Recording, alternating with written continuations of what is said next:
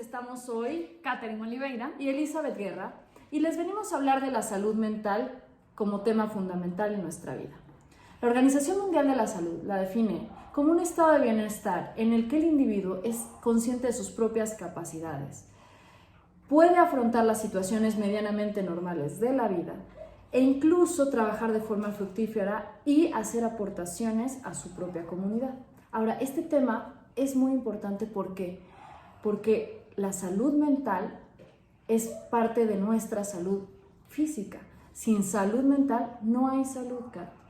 Sí, porque pues, lo que yo interpreto es que una persona pues sí va al médico, ¿no? Pues, yo voy al médico porque me duele la cabeza, yo voy al médico porque me duele el estómago, porque tengo gripa, por lo que sea.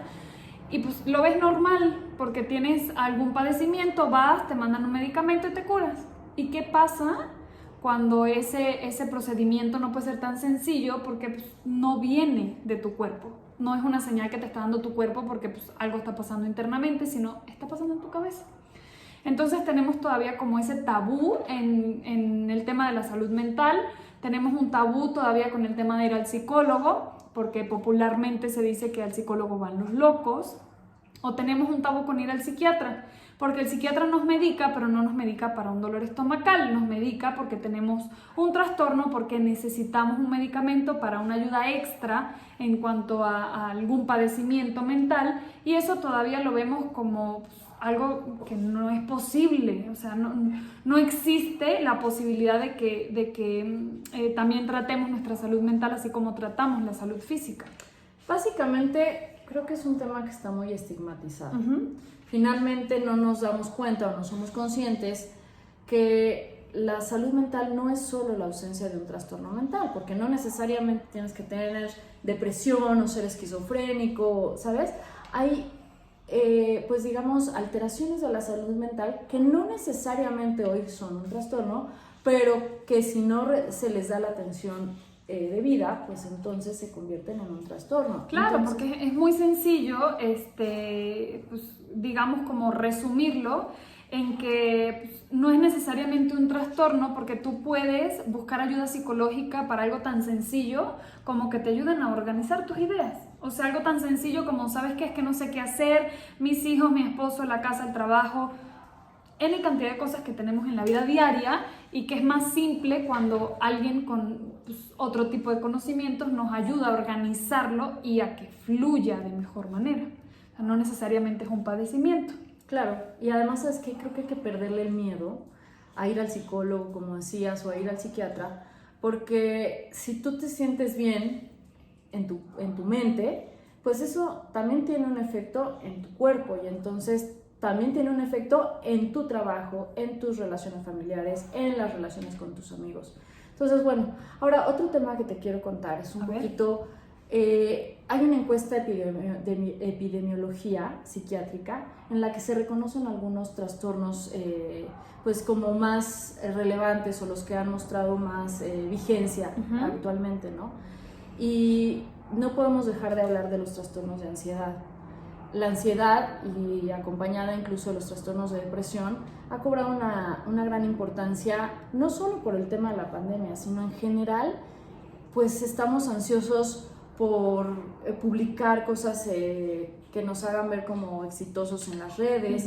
Estamos ansiosos si nuestra pareja no nos contesta un WhatsApp de inmediato y lo vemos en línea. Estamos ansiosos porque a lo mejor no hemos alcanzado la posición económica que teníamos la idea que deberíamos de haber alcanzado en esta etapa de la vida. Y bueno, eso pues es una afectación a nuestra salud mental que hay que atender. Otro de los trastornos que se han identificado y que hoy pues a veces ya estamos dejando pasar porque se ve rebasado por la ansiedad o por este tipo de cosas que te mencionaba, es el consumo de sustancias, ¿no? Porque, Sí, bueno, claro. No nada más son las sustancias psicotrópicas, que pues sí son tremendas, ¿no? La cocaína o la heroína, pero también el consumo excesivo de alcohol es un tema que está vigente y que todos los días pasa. Sí, es muy cierto. El consumo de alcohol yo creo que ha tomado una relevancia increíble, porque pues se ha maximizado, o sea, ya no es un problema poco común, sino todo lo contrario, o sea, cada vez lo vemos más frecuente y creo que es un paso fundamental para que las personas comiencen a consumir otro tipo de sustancias. Es que sabes que se ha normalizado. Exacto. O sea, el consumo de sustancias, primero el alcohol, como es una sustancia permitida, pues entonces es normal. Ahora, las mujeres que no consumían, pues ya las mujeres también consumen. Sí, porque ahora fíjate que están a la par, ¿no? O sea, mujeres y hombres pues ya no hay tanta diferencia, digamos. En número e incluso en cantidad, Ajá. O sea, es más, proporcionalmente se ha incrementado muchísimo en las mujeres. Y por otro lado, pues también se ha normalizado el consumo de la marihuana. Ahora está en discusión este tema de que si se legaliza o no se legaliza, pero bueno, a todas aquellas personas que dicen, no, pues sí que se legalice, yo les preguntaría qué les va a parecer que el cirujano que los va a operar del corazón, pues como es legal, haya podido pues fumarse un churrito, ¿no? en la mañana antes de la cirugía, o el Uber o el taxi con el que se van a trasladar a su trabajo, pues tenga un accidente porque había fumado un poco de marihuana. Sí, porque creo que la mayoría de las personas no ven más allá de, pues sí, que la permitan, porque tampoco es tan grave. Lo que se desconoce realmente es que pues, la marihuana no es pura, sino que le inyectan tantas cosas y le ponen tantos aditamentos que termina siendo pues, un químico más, o sea, termina siendo como la cocaína, a lo mejor no tan grave en temas de adicción, pero termina siendo pues, sí una sustancia completamente alterada. Claro, no, y sobre todo que altera el sistema nervioso de las personas, y entonces, bueno, eso obviamente tiene implicaciones. Escuchaba yo en un congreso de psiquiatría que se dio en el Hospital ABC, justamente, que han descubierto que las personas que hacen uso de la marihuana, pues van reduciendo, algunas áreas de su cerebro se van haciendo más pequeñas. ¿Por qué? Porque claro que hay un cambio en nuestro organismo, y entonces el uso de sustancias psicotrópicas genera que algunas áreas del cerebro vayan haciéndose más pequeñas y entonces vas perdiendo ciertas capacidades. Entonces, a veces pues somos... Bueno, tenemos aquí un compañero, ¿verdad? Un pequeño amigo que nos acompaña y que nos hace escándalo, pero bueno, es cierto que las sustancias pues afectan nuestra salud mental y que las normalizamos y ya decimos sí, que se legalice y todo, pero bueno, esto tiene implicaciones porque además, pues si entendemos al ser humano como ente biopsicosocial, pues también afecta en sus relaciones sociales, en su desenvolvimiento con la comunidad y bueno, lo que te explicaba, de que explicaban los médicos en el Congreso de Psiquiatría es cómo afecta también en la biología del ser humano. Entonces creo que es un tema súper importante porque la salud mental finalmente pues es parte de nosotros, ¿no? Ahora, hay que tener muy claro algo, sin salud mental no hay salud. Entonces creo que perder ese miedo a ir al psicólogo, perder ese miedo a... Incluso, bueno, si tienes la inquietud y vas al psicólogo y él mismo te sugiere que vayas a un psiquiatra, pues tampoco hay que tenerle miedo a la yo digo que psiquiatría. se sataniza demasiado y justamente conozco no uno, sino varios casos cercanos, se podría decir, de personas que experimentan ataques de pánico y los experimentan tal cual un infarto. O sea, lo que te cuentan es, ¿sabes qué? Sentí que me iba a dar un infarto, sentí que me estaba muriendo y es un ataque de pánico. Entonces, ¿cómo no normalizamos ir al psicólogo, ir al psiquiatra cuando tenemos una sensación de infarto en el momento en que nos está dando un ataque de pánico? O sea, que no es que lo minimice, porque evidentemente es muy diferente un infarto a un ataque de pánico, no lo estoy minimizando, pero digo, si sientes que te estás muriendo, ¿por qué no buscar ayuda? O sea, ¿por qué no buscar a una persona que te pueda guiar, que te pueda ayudar a ya no atravesar ese tipo de situaciones que pues, afectan como quiera, porque pues, tú sentiste que te estabas muriendo? Claro, y además es que ataques de pánico o simplemente pues la pérdida de una pareja, ¿no?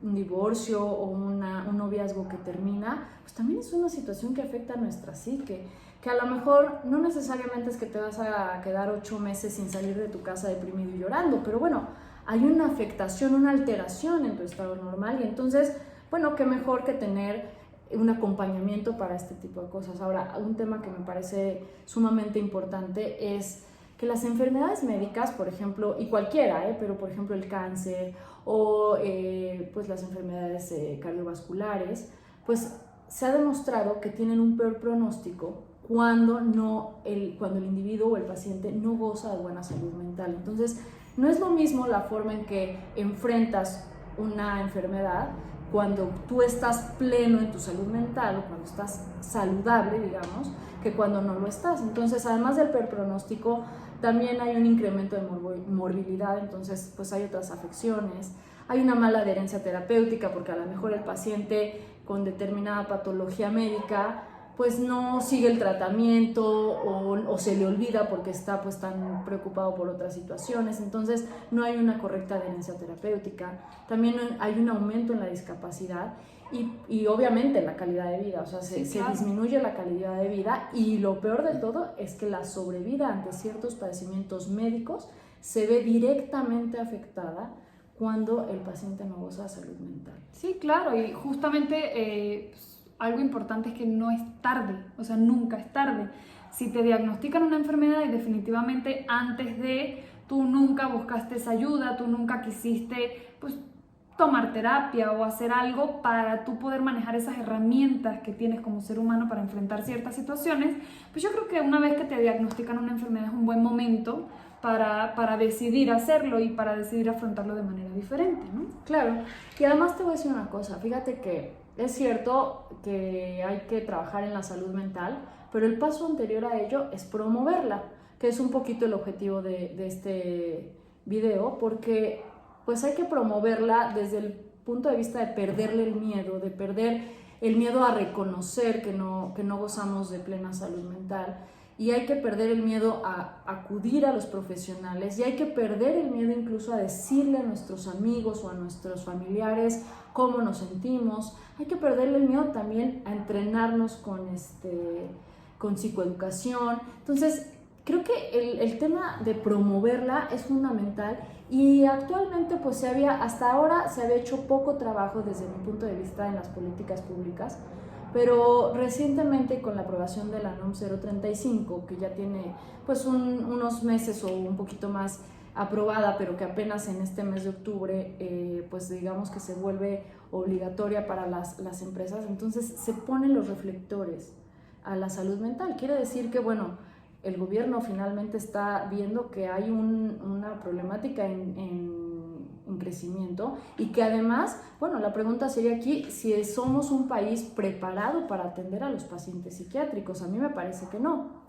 Claro, porque no hay una cultura, o sea, no hay una cultura de salud mental, no hay una cultura de prevención. Lo que tú dices es muy importante, o sea, mencionas muchas cosas que hacen falta, como la psicoeducación, y yo estoy totalmente de acuerdo contigo en que pues, no solamente México, me atrevo a decir que muchos países no están preparados porque pues, existe demasiado tabú alrededor de la salud mental, y yo creo que sí hay que romper esas fronteras antes de poder entonces empezar a ayudar a muchas personas y apoyarlas en ese camino, porque ¿sabes qué? También es muy importante que las personas solo piensen en el que dirán. No, pues ¿qué va a decir mi amigo o mi novio o mi novia o quien sea? Si yo voy a un psicólogo, pues me van a decir que estoy loco. ¿Por qué? O sea, yo creo que esas son las primeras barreras que hay que ir pues, derrumbando para poder entonces llegar a pues, una psicoeducación más efectiva, ¿no? Claro, resultaría incluso más loco dejar crecer tu padecimiento, claro, o tu situación emocional que te está afectando, e incluso hasta puedes llegar a perder tu trabajo, porque ahora el estrés laboral pues no podemos dejar de verlo en este estilo de vida que llevamos, y eso pues también tiene consecuencias. Ahora, si tú faltas al trabajo porque tienes un resfriado, tú puedes ir a la consulta pública, te dan tu certificado de enfermedad, el patrón te paga y no hay ningún problema. Pero yo les pregunto a ustedes, queridos televidentes, nuestro compañero está tomando agua. Yo les pregunto a ustedes, ¿qué pasa si están en depresión? ¿Le hablarías a tu patrón a decirle, jefe, no me voy a presentar a laborar hoy porque estoy deprimido? Es que fíjate que sí le puedes hablar y le cuentas, mira, fíjate que estoy deprimido, me dio un ataque de pánico, la ansiedad la tengo a todo lo que da, no quiero salir de mi casa, pues ya. ¿Y qué va a pasar? Porque legalmente, ¿qué argumento das para decirle, pues te presento acá, pues aquí está, mi psiquiatra me dio esto y me dijo que pues, te dijera que estoy incapacitada por 3 días? ¿Y en dónde? ¿Quién lo apoya? Claro, porque ni siquiera es una causa de incapacidad reconocida. Nada. Entonces, creo que hay que ir haciendo muchas modificaciones, no nada más a nivel individual, ¿eh? Yo creo que la transformación tiene que ser a nivel colectiva, pero también a nivel políticas públicas. Sí, Entonces, claro. es un largo trabajo que hoy, sin duda, No se está haciendo. no se está empieza a hacerse con lo que te decía de la Empieza, norma. pero creo que hay que ir al fondo de todo para poder comenzar a notar sobre todo cambios, por más pequeños que sean. Cualquier cambio es bueno cuando estamos hablando de una problemática que pues, no ha sido atacada de ninguna forma. Sí, se ha dejado crecer, el estilo de vida también ha incrementado las patologías y entendiéndolas no solo como enfermedad, sino pues estos pequeños indicios o inicios de trastornos. Y entonces finalmente pues creo que tiene que haber un trabajo conjunto tanto como de los gobiernos, de los diferentes países, incluso de las propias organizaciones como la OMS, pero también de nosotros como individuos, ¿no? Empezar por nosotros a reconocer, a conocernos, a poder identificar en nosotros cuando algo no va del todo bien y atrevernos a decirlo, ¿no? Así como decías tú, ¿no? Vamos al doctor, al médico, al gastroenterólogo, a esto, a ver, hay que ir al psicólogo, hay que ir al psiquiatra si es necesario. Y el momento ideal para hacerlo no es cuando ya está muy avanzada la enfermedad. Nadie deja que avance el cáncer hasta que estás en etapa terminal. O sea, hay que atenderlo de forma preventiva e inmediata. Creo que una de las cosas que a lo mejor puede frenar a las personas, y digo a las personas porque es un tema más individual, es el tema de que no es tangible. No es como, pues me duele el estómago, voy, me tomo la pastillita y ya está. Sino es un tema más profundo, es un tema que desconocen, a lo mejor no por completo, pero es un tema más desconocido. Entonces que tú vayas a un psicólogo y te dé un diagnóstico y te diga, ¿sabes qué? Es que tienes, pues por poner algo muy básico, trastorno de ansiedad generalizada. Tú vas a quedar como si te hubiesen dicho cualquier cosa porque no vas a entender. A lo mejor vas a empezar a documentarte, vas a empezar a leer, vas a empezar a entender que es más común de lo que se cree. Te voy a hablar de la última vez que supe de ciertas estadísticas que fue hace mucho tiempo, pero hace un aproximado de 6-8 años, las estadísticas eran de cada 5 personas, 3 sufrían de trastorno por ansiedad generalizada o algún tipo de derivado del trastorno de ansiedad. Entonces estamos hablando de algo muy común que en el momento en el que empiezas a identificarlo y en el que empiezas a conocer un poco más acerca de esto, pues empiezas a ver que no estás solo en el mundo, o sea, muchas personas lo tienen, pero como no es lo que te decía, no es como que te da un dolor de cabeza y ya. Las personas identifican este tipo de síntomas y signos que te dan por un trastorno mental que pueden llegar a afectarte físicamente, pues lo identifican como alguna enfermedad física. Entonces van al médico y empiezan a buscar y empiezan a ver, pues ahora qué hago, ahora con qué especialista me voy, pero finalmente no tienes nada que el médico pueda diagnosticar. Entonces ahí el mismo médico, no todos, pero muchos, en ciertos casos te mandan al psicólogo y mucha gente ahí lo deja porque pues le tienen miedo. Claro, por esos estigmas de los que hablábamos al inicio, ¿no? Finalmente eso que tú estás refiriendo es la somatización, ¿no? A veces tenemos afecciones en nuestro cuerpo físico, por dividirlo de alguna manera, y el origen o la etiología está en un padecimiento mental. Entonces, digo, pues finalmente sí creo que es muy importante promoverla y además pues invitar a la gente a que se autoevalúe y que si nota alguna cuestión que le esté pues generando molestias psíquicas, molestias en sus pensamientos, en sus emociones, pues que no deje de acudir al psicólogo, ¿no? Y además, como te decía, no hay que esperar a que esto sea un gran problema, sino hay que aprender a identificar los signos de alerta, ¿no? Yo creo que los signos de alerta pues son indicadores, ¿no? Donde pues una persona, por ejemplo, que sufre estrés o un desequilibrio interno, pues tiene que aprender a identificarlo y darse cuenta que hay que reaccionar de forma inmediata para que no se agrave la situación, ¿no? Entonces, pues es necesario reconocer esos síntomas y esas disfunciones para pues lograr como reaccionar de forma pronta, ¿no? Entonces esta detección temprana pues también nos permite pues tanto a las personas que se dedican a otras cosas como a los profesionales de la salud y a los profesionales de la salud mental específicamente actuar de forma más eficaz, ¿no? Y entonces eso pues le da un mejor pronóstico al paciente. Porque estamos hablando de cosas tan básicas como un insomnio. O sea, no necesariamente el insomnio es porque estás cansado o temas básicos, ¿no? Que pensamos, ay, no dormí, pues quizás porque, pues, no sé, el vecino tenía una fiesta. No dormí porque pues hacía mucho frío. A ver, espera, el insomnio puede tener una raíz mucho más profunda. Y yo creo que esos signos de alerta de los que tú estás hablando, pues empiezan por lo más básico, Eli. O sea, ¿cuáles serían esos signos de alerta que nosotros debemos identificar? Pues mira, como dices tú, el sueño sin duda es uno que es básico. Sí, ese es delator, ¿no? Cuando empezamos a dormir o nuestro patrón de sueño ha cambiado, pues algo está pasando. Porque sí, a lo mejor un sábado el vecino tuvo fiesta, pero todos los días pues no hay fiesta en la casa del vecino, ¿no? Por ejemplo, pues la fatiga, ¿no? A veces estamos cansados, no tenemos energía, sin razón aparente, pues ese podría ser otro signo de alerta.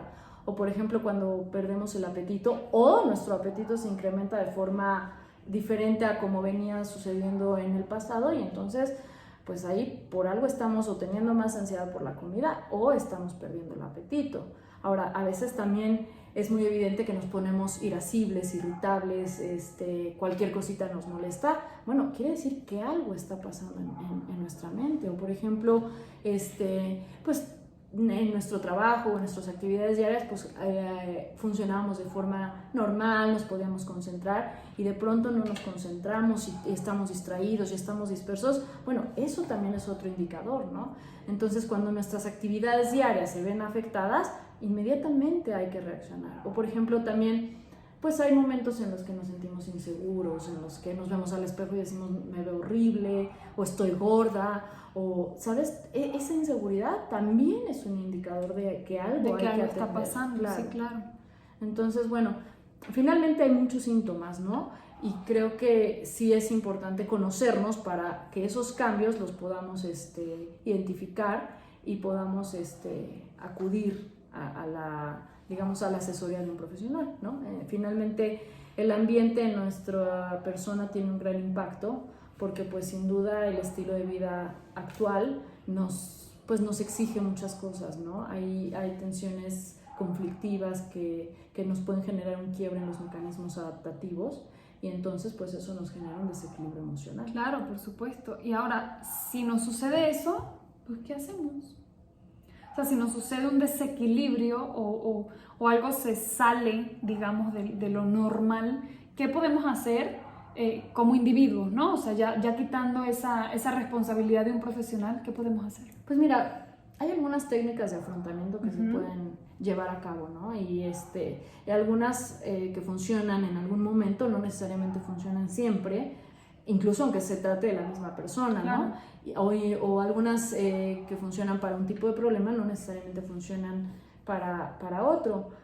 Pero a veces cuando hacemos este trabajo de introspección o de valoración, pues sí podemos identificar qué tipo de estrategia o qué tipo de acción podemos realizar para afrontar una situación, ¿no? Entonces esto es lo que hemos escuchado como afrontamiento.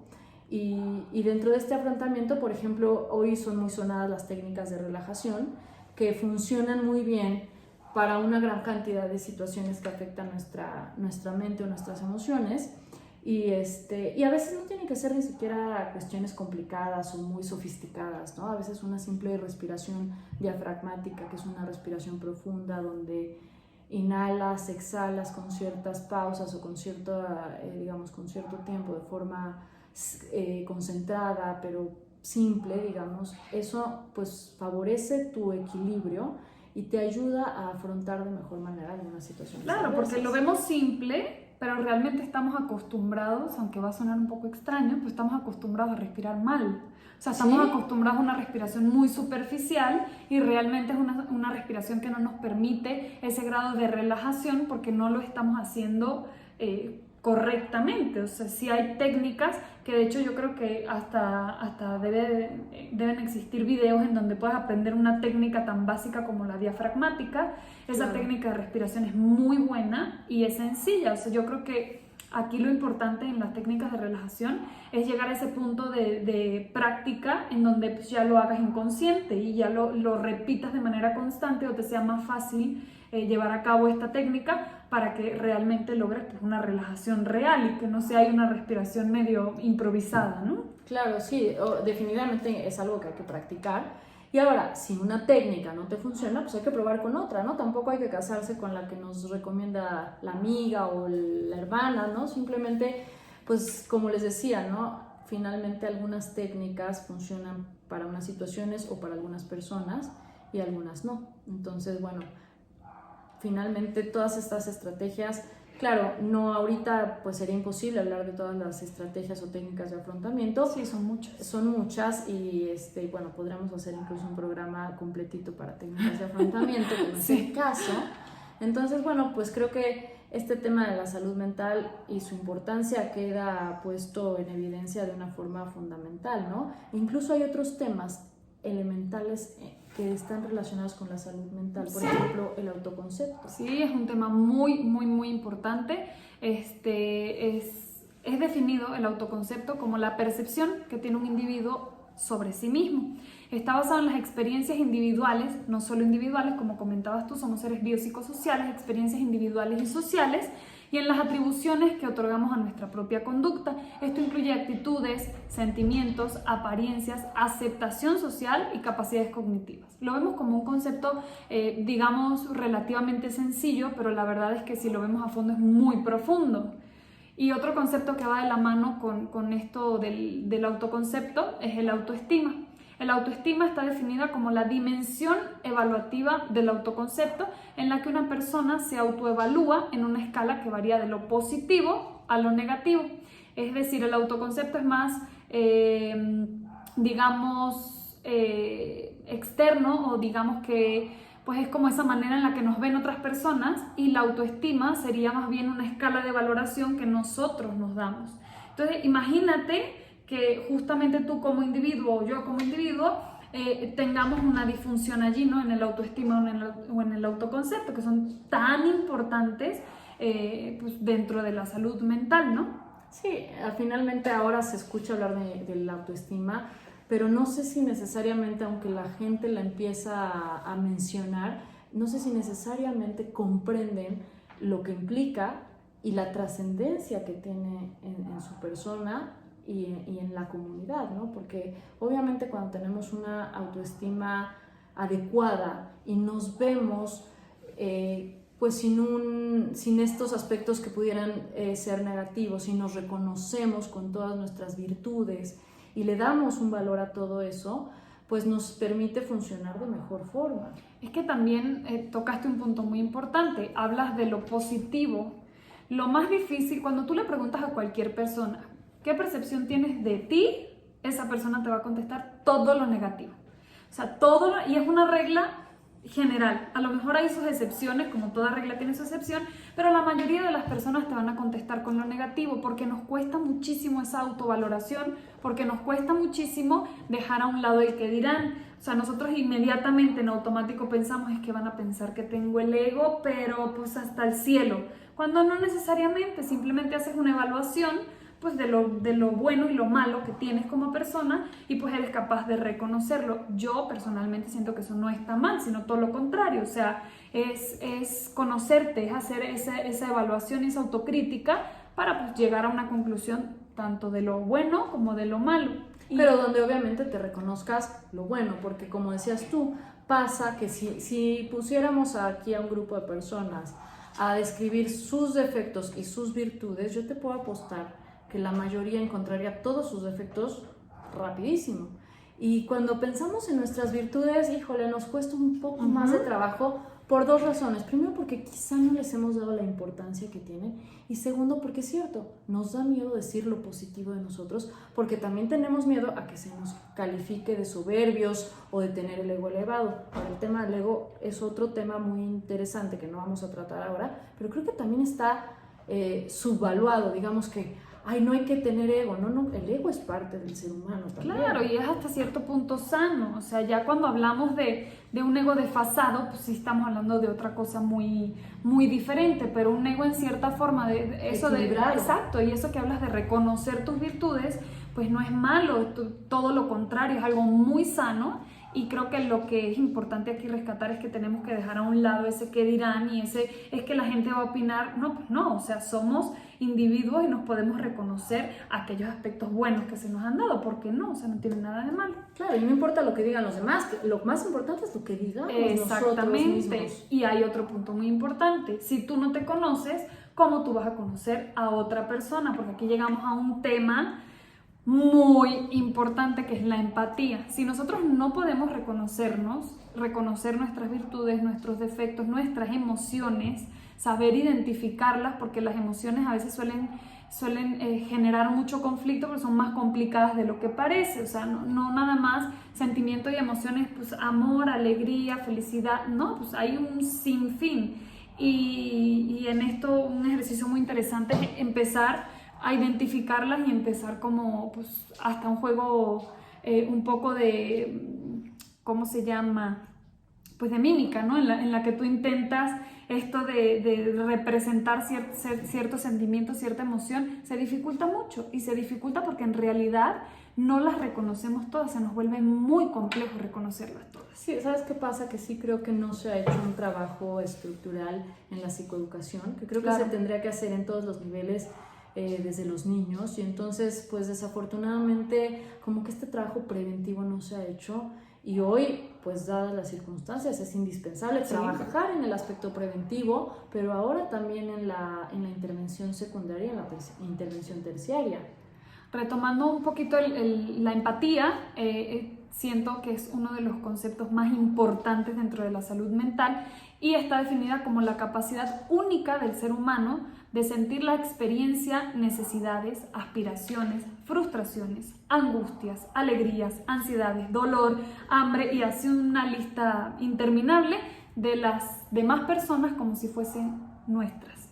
Entonces es como, digamos coloquialmente lo llaman, ponerse en los zapatos de la otra persona, pero es más complejo de lo que parece. La empatía es algo con lo que definitivamente muchas personas nacen, otras personas no, y pues sí se puede trabajar, pero es un tema complicado. Es un tema complicado porque viene desde que somos chiquitos, o sea, generamos esa empatía desde que estamos ligados con otras personas fundamentales para nuestra vida, por ejemplo, nuestros padres, ¿no? Nuestros padres, esa relación que tenemos desde niños con nuestros padres son fundamentales para nuestro desarrollo emocional. Si allí tenemos ciertas dificultades o pasó algo que marcó esa transición de nuestra etapa de niños a adultos, pues sí va a generar un impacto, por supuesto, cuando nosotros crecemos y vemos el mundo de manera diferente, ¿no?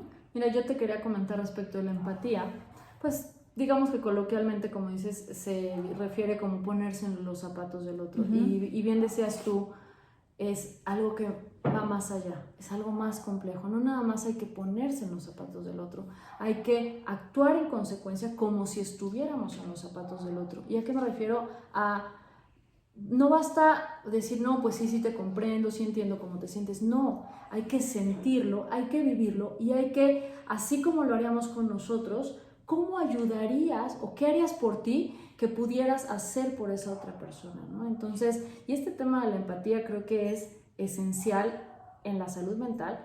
¿Por qué? Porque mientras más empatía desarrollemos como seres humanos, tendremos mejores relaciones sociales. Entonces, eso obviamente genera un efecto en la salud mental de las personas. Y sí podemos un poco desarrollar esta empatía, a lo mejor no de la manera en que quisiéramos, pero sí se puede trabajar. Una de las formas más básicas para desarrollar esta empatía es escuchar. Es algo tan simple como la escucha activa, que bueno, suena sencillo, pero no es tan sencillo. Oír y escuchar son dos cosas completamente diferentes, ya lo vamos a explicar un poquito más adelante. Otra forma de desarrollar la empatía es aprender a mantener la calma. Muchas veces nos volvemos muy impacientes y necesitamos esa tranquilidad y esa calma para poder realmente entender a la otra persona. Otra es la paciencia. va de un poquito de la mano, ¿no? Con esto de aprender a mantener la calma. Si nosotros somos pacientes, pues podremos tener una escucha mucho más activa, mucho más efectiva para poder retroalimentar a la otra persona. Y algo muy importante es prestar más atención a las emociones que a los datos. Si una persona me está hablando, pues cómo me está transmitiendo la información, qué siente esa persona. O sea, si tú me estás contando algo y hay cero emoción, pues está bien, pero si tú le estás imprimiendo una emoción a lo que me estás contando, pues yo tengo que observar y tengo que escuchar atentamente para realmente saber qué es lo que me estás transmitiendo, ¿no? Sí, te iba a poner 2 ejemplos muy comunes, ¿no? A veces, pues tú te encuentras en la calle con una amiga y ¿cómo estás? Y te dice bien, pero su cara lo que te demuestra es que se la está llevando quién sabe qué, ¿no? Entonces, primero, hay un error en la persona que dice bien, porque tendríamos que decir, pues no me siento tan bien como yo quisiera, ¿no? Y también hay un error que te dicen bien, aunque veas que se lo está llevando ya sabes quién, y no haces nada y te vale y tú sigues tu día y tu vida, ¿no? Entonces esa es una falta de empatía. Otro ejemplo de la paciencia o de esta parte de mantener la calma, ¿cuántas parejas no sucede que tú le mandas un mensaje a tu marido, a tu novio, y no te contesta en el inmediato momento en el que tú quieres que te conteste porque está en línea, porque está el WhatsApp, porque te tendría que estar contestando? Y a lo mejor el tipo está ocupado en el trabajo, atendiendo 1000 cosas, no te pudo contestar y el drama, ¿no? Y entonces no tenemos esta paciencia, no le damos el tiempo a las cosas y bueno, finalmente todo esto tiene implicaciones en la salud mental. Y definitivamente tocas un punto muy importante porque hablas de esta persona que llega y pues a lo mejor una amiga, ¿no? ¿Y cómo estás? Bien, pero su cara te dice otra cosa completamente diferente. Y aquí entramos en un tema que si bien no es exageradamente complejo porque lo vemos en el día a día, surgen cosas como estas y es la comunicación. ¿Por qué es tan importante la comunicación? Porque en ningún momento dejamos de comunicar. Yo no solamente comunico con las palabras, sino también comunico con mis acciones, con mis gestos. O sea, es como tú dices, yo puedo estar diciendo te estoy bien, pero mi cara dice otra cosa completamente diferente. Entonces siento que es algo muy, muy, muy importante. Entonces, el proceso de comunicación, lo más básico, digamos, es un emisor, codifica un mensaje, está ese mensaje que pasa por un canal, hay una decodificación del mensaje y llega al receptor.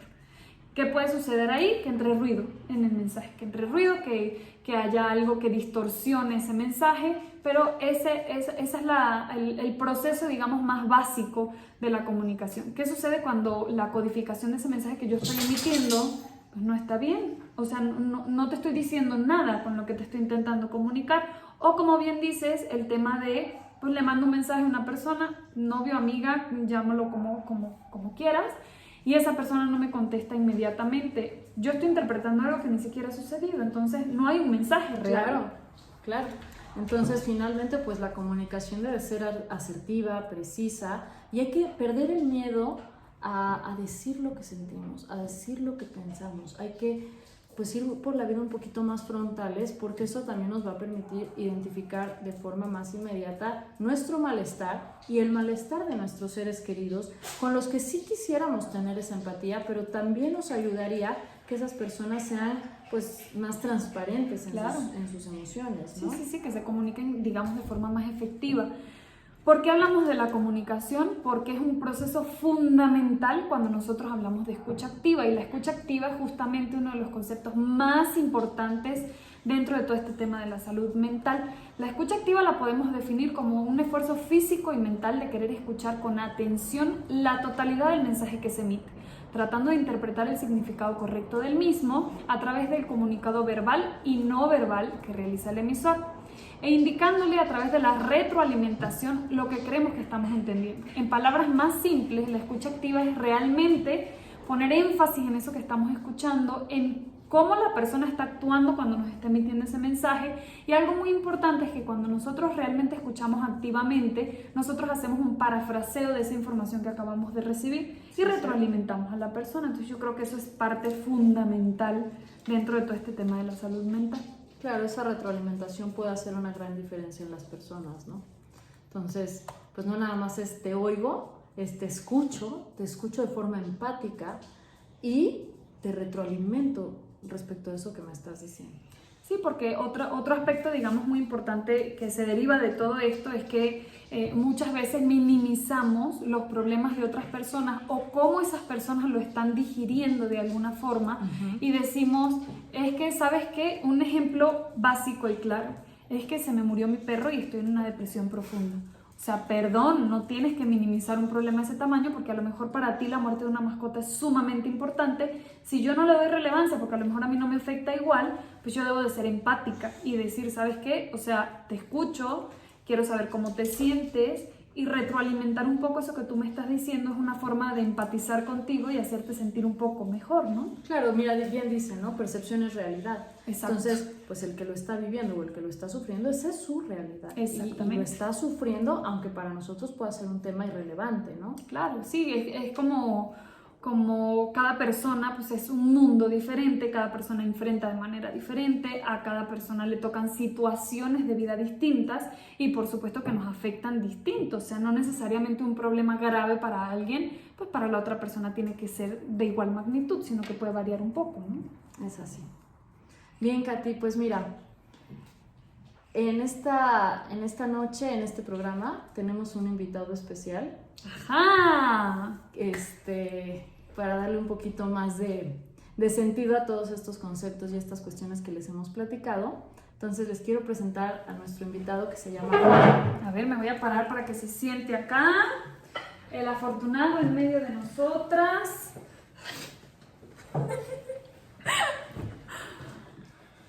A ver. Saluda a nuestros televidentes de esta noche. Buenas noches. ¿Cómo estás, Juan? Muy bien, ¿ustedes? Bien, gracias. Muy bien, muy bien. Bueno, pues mira, nos gustaría que nos platiques si tú comprendes lo que es la salud mental, lo que implica y su importancia en unas cuantas palabras. No te asustes mucho con las preguntas que te vamos a hacer porque no es examen.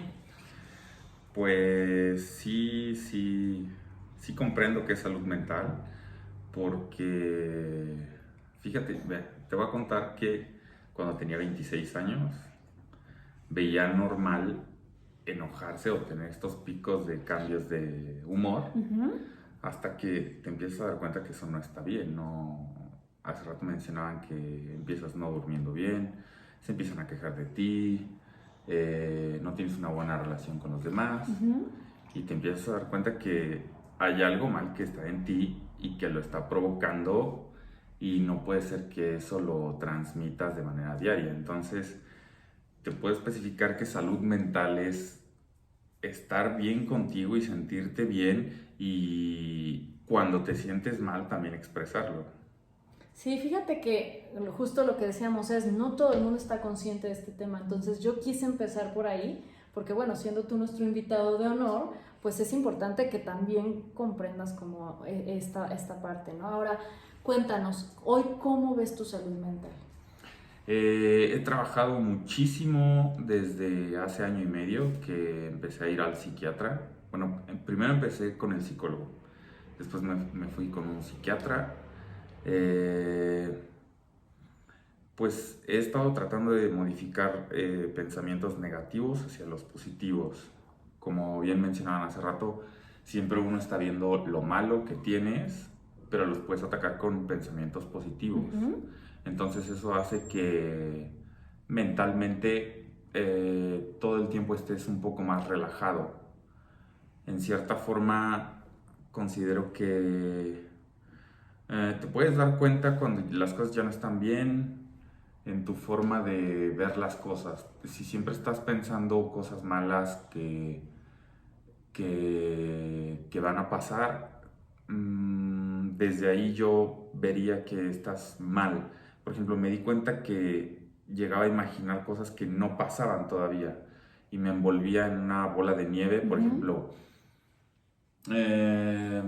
decía, voy a ir a trabajar y seguro mi jefe va a estar de malas y seguro la voy a pasar mal y eso va a hacer que conteste, pero empezaba ya a imaginar cosas que ni siquiera pasaban. Sí, un pensamiento anticipatorio. Exactamente. Y este tema que comentas de ir al psicólogo, ir al psiquiatra, nosotros en algún punto hablábamos del tabú que existe todavía en torno a ese tema.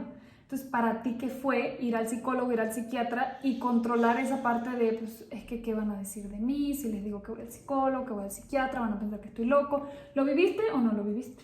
Sí lo viví, pero creo que cuando lo viví yo estaba no tan mal, pero creo que ya me valía. O sea, lo que pensaran ya me valía. Ya te sentías muy agobiado, ¿no? Sí, el primer pensamiento que tuve es, creo que la primera persona que tiene que estar bien soy yo, y lo que opinen los demás me da igual, porque pues ya está muy mal. Juan, a mí me gustaría saber qué detona que tú tomes la decisión de ir al psicólogo. No sé si empezaste con el psicólogo o con el psiquiatra, pero ¿qué fue lo que Juan dijo? O voy o voy. Sí lo recuerdo. Fíjate que en algún momento estaba yo en casa, me acuerdo que estaba solo, y el pensamiento que se me pasó por la cabeza fue: no puede ser que las personas vivan así. O sea, como que estar de malas y estar todo el tiempo Todo el como al tiempo. 100% de estar enojado. ¿Se acuerdan que les hablamos de los signos de alerta? Juan, de forma natural o inconsciente quizá, se da cuenta que no es normal estar así, estar alterado, estar de mal humor, estar fastidiado, el ver todo negativo, y entonces él, ¿qué hace? Toma la decisión y dice: tengo que acudir a un profesional. Entonces, finalmente, esa racionalización que hace fue también una técnica de afrontamiento. Totalmente. Entonces, ¿y cuál fue tu experiencia para concluir esta pequeña entrevista? ¿Cuál ha sido tu experiencia a partir de que fuiste al psicólogo, a que recibiste asistencia de un psiquiatra? ¿Cómo te sientes? Con el psicólogo creo que ataqué la parte... la parte... Cuando yo iba al psicólogo me enseñó un poco más técnicas de respiración que te ayudan a tranquilizar los pensamientos, pero esta parte de los síntomas de tener mareos me la controla el psiquiatra. Entonces, el psicólogo te ayuda a darte cuenta que no todo está mal, Claro. porque lo puedes cambiar el pensamiento, y el psiquiatra complementa con estos síntomas de desesperación, de que sientes que la cabeza está al 100% y parece que tienes un chita adentro, corriendo y nunca se para, y lo único que dices es: ¿a qué hora se apaga la cabeza? ¿En dónde encuentro el interruptor? Sí, claro. Pero no hay. O sea, tiene que ser un trabajo, digamos, en conjunto, tiene que ser un trabajo donde tú también pongas de tu parte, porque pues no solamente la responsabilidad es del profesional, hablando en este caso de dos profesionales, ¿no? Del psicólogo y del psiquiatra, sino que también si el paciente colabora, todo el proceso se vuelve mucho más sencillo, ¿no? Sí, claro. Juan, ¿qué consejo le darías a las personas respecto de estos temas? En principio, que siempre rompan el tabú. En mi caso fue muy fácil porque a lo mejor lo encontré a edad más avanzada, pero el problema lo tenía, yo creo que desde los 18, 17. Entonces, cuando decidí ir al psicólogo ya tenía 28. Entonces, si lo quieres ver así, duré 10 años. Sí, pasó un Entonces, tiempo. mientras a más temprana edad lo rompan el tabú de ir al psicólogo y al psiquiatra, creo y considero que va a ser mejor. Claro. Entonces, ¿tú le recomendarías a la gente que se aviente, que si tiene algún indicador que lo haga sentir mal, se atienda? Se atienda y que también exprese las emociones cuando en algún momento, si se sienten mal, también lo digan. Claro, lo que hablábamos, ¿no? Sí, De comunicarnos de forma asertiva, Exacto. de autoconocernos, de expresarlo, de acudir a nuestra gente, a decir: me siento mal, ayúdame. Entonces, todo este proceso que platicábamos hace un rato acerca de la salud mental, bueno, aquí tenemos un caso y un ejemplo de un chico que tiene pues un futuro por delante, pero que se vio en la necesidad de atender su salud mental como si hubiera tenido que atender una gastritis o una fractura de pierna, ¿no? Entonces, bueno, pues este es un ejemplo muy claro, ¿no? De la importancia de la salud mental para poder crecer y desarrollarse como personas en todos los ámbitos de la vida. Sí, lo deja muy claro, y aparte reafirma esto de que vas al psicólogo, vas al psiquiatra y definitivamente hay un cambio importante en todo, o sea, en tu conducta, en tu pensamiento, hay un cambio en todo y lo ves reflejado pues justamente en tu día a día, ¿no? Sí, así es. Bueno, Juan, Muchas Katy, gracias. Por nada. no nos queda más que agradecer a todos ustedes que nos están escuchando, a Katy Oliveira, a Juan y su servidora. Un placer conversar esta noche con ustedes. Un saludo, nos vemos pronto. Adiós.